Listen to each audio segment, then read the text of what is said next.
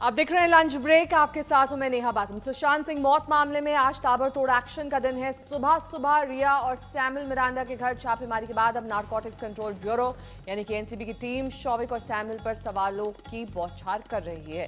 Drugs connection को लेकर सवाल हो रहे हैं। दोनों का सामना ड्रग तस्कर के आरोपियों से कराया जाएगा। एनसीबी ने रिया का पुराना मोबाइल और शौविक का लैपटॉप जब्त किया है।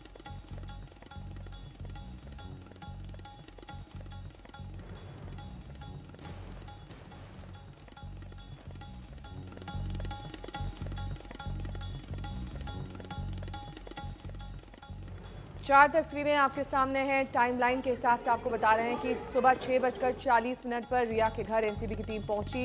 लगभग 7 बजे सैमुअल मिरांडा के घर छापेमारी हुई।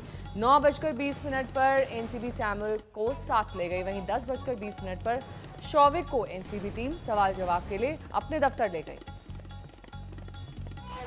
हमारे साथ केपीएस मल्होत्रा है, एक्सक्लूसिव आज तक इंडिया टुडे पर। सर क्या सीज हुआ है? Only the phones, only the digital evidences have been seized. No NDPS seizure and rest summons have been issued to Shovik and to Miranda. Rest investigations are under. To both of them. Sushant के पिता के वकील विकास सिंह ने क्या कुछ कहा है, सुनिए। देखिए, ये जो साइकेट्रिस्ट जो आजकल टीवी चैनल में आके बोल रहे हैं, ये बहुत गलत है, क्योंकि एक तरह का एक क्लाइंट का कॉन्फिडेंशियलिटी होता है और मेरे हिसाब से ये इन्वेस्टिगेशन पे हस्तक्षेप कर रहा है। जो सीबीआई अपनी इन्वेस्टिगेशन करेगी और इन साइकेट्रिस्ट का अगर कुछ निकलता है कि इन्होंने प्रिस्क्रिप्शन सही तरीके से लिखा कि नहीं लिखा, क्या बीमारी कर रहे थे नहीं कर रहे थे और किस किस को मालूम था इस बीमारी के बारे में, ये सारी बातें इन्वेस्टिगेशन की हैं। इनमें मेरा अभी इस समय इस स्टेज पे कमेंट करना ठीक नहीं। देखिए, इलनेस की जो बात है वो अगर मान लीजिए कोई स्ट्रे इंसिडेंट कभी किसी को होता है तो उसका इलनेस नहीं कहलाएगा। 2019 तक उसको कोई ट्रबल नहीं था। उसकी जो भी ट्रबल स्टार्ट हुई 2019 के बाद स्टार्ट हुई, रिया उनके आने के ज़िंदगी के बाद स्टार्ट हुई, जो मैंने प्रेस कॉन्फ्रेंस में पहले भी आपको सबको कहा है। तो इसलिए जब से रिया उनके ज़िंदगी में आई तब से घबराहट उनको होती थी, जिसको एंग्जाइटी समझ के परिवार उनको जब भी कुछ मदद कर सकता था करता था। उसके अलावा कोई वो डिप्रेशन में है या बाइपोलर है, ऐसा कोई एविडेंस परिवार के पास नहीं था, ना ऐसा परिवार को कभी किसी ने बताया। और जहाँ तक परिवार का फैमिली वालों का मामला है, उनका कोई इस तरह का प्रॉब्लम नहीं था एटलीस्ट 2019 तक। अगर कोई उनको ड्रग दिया जा रहा हो, उसके वजह से अगर कोई प्रॉब्लम हो रही हो या कोई और वजह से कोई उनका मेंटल स्थिति में कोई गिरावट आई हो, तो कभी भी रिया चक्रवर्ती ने परिवार के साथ कन्फाइड नहीं किया। विकास सिंह को सुन रहे थे आप। इस बीच हमारे तमाम संवाददाता इस पूरे घटनाक्रम पर नजर बनाए हुए हैं। एनसीबी दफ्तर के बाहर से मेरे सहयोगी शम्स ताहिर खान इस वक्त मौजूद हैं, साथ ही मुस्तफा शेख भी हमारे साथ जुड़ गए हैं। रिया के घर के बाहर से हमारी संवाददाता श्रुति भी हमारे साथ जुड़ गई हैं। सबसे पहले शम्स का रुख करते हुए, शम्स, अब ये जो 4 किरदार हैं इस पूरे ड्रग्स एंगल में, इन्हें आमने सामने बिठाकर पूछताछ की जाएगी। क्या आने वाले वक्त में गिरफ्तारियां संभव है? और साथ ही आपसे ये भी जानना चाहूंगी कि क्या नार्को टेस्ट और लाई डिटेक्टर टेस्ट की भी संभावना बनी हुई है? देखिए नेहा, इस वक्त ये जो बड़ी खबर आपको बताऊं कि अब्दुल बासित परिहार, जिसको गिरफ्तार किया गया है, और अब्दुल बासित और जैद, ये 2 सबसे अहम किरदार थे इस पूरे ड्रग्स के मामले में, जिसकी वजह से आज सुबह सुबह शौविक चक्रवर्ती और सैमुअल मिरांडा के घर पे एक सर्च ऑपरेशन चलाया गया। जो गिरफ्तारी के बाद कोर्ट में पेश किया नारकोटिक कंट्रोल ब्यूरो ने, तो उस पेशी के दौरान जो कुछ उन्होंने अदालत के सामने पेपर रखा, उसमें जो बातें साइलेंट, शांति से Ashok sir has already briefed. Sir has आज तक बूम मांगे नहीं माइक लगा mike to investigate. We'll update in the evening. Sir what are the chances of arresting? Sir what are the chances of arresting?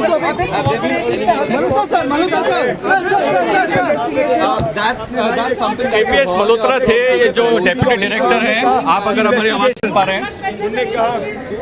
Mustafa हमारे संवाददाता जुड़े हुए। मुस्तफा, ये लाइव विजुअल्स जो हम देख पा रहे हैं, कौन इस वक्त पूछताछ के लिए पहुंचा है वहां पर? क्या हलचल, क्या अपडेट है वहां से आपके पास? डेप्यूटी डायरेक्टर जो है नारकोटिक्स कंट्रोल ब्यूरो के केपीएस मल्होत्रा, वो अंदर गए थे। आज की जो रेड थी सुबह की, वो वही लीड कर रहे थे।